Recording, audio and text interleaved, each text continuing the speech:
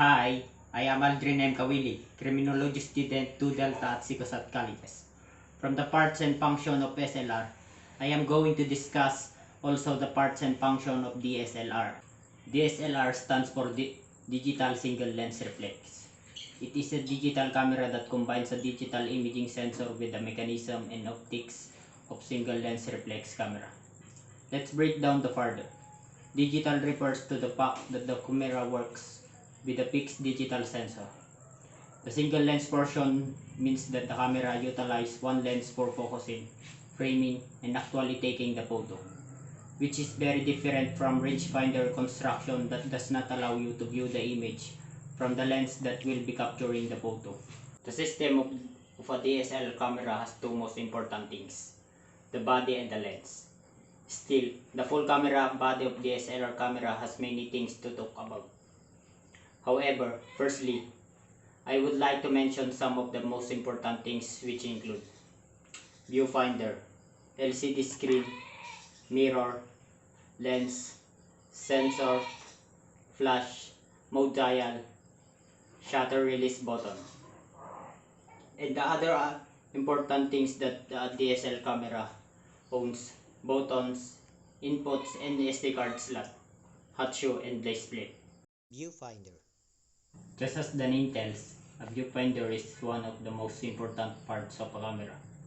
It shows exactly what is going to be photographed. Most DSLR cameras have optical through the lens viewfinders, which basically allow you to look through the lens, and every DSLR viewfinders is very precise. LCD screen. LCD stands for liquid crystal display.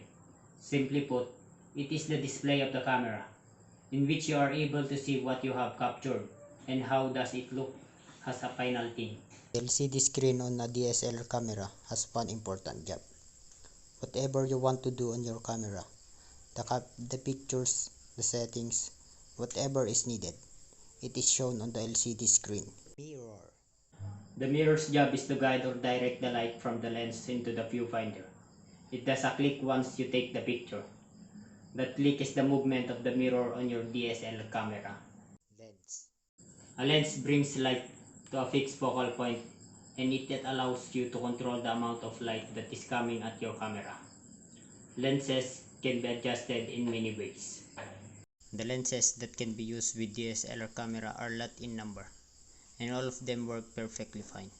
For example, you can use wide angle, fix, zoom, whatever you may need.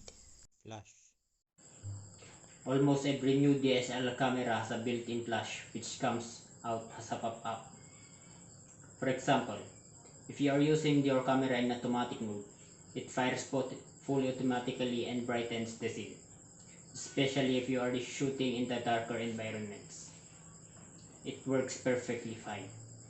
Besides having a built-in flash, you can also add an external flash, or otherwise known as a speedlight.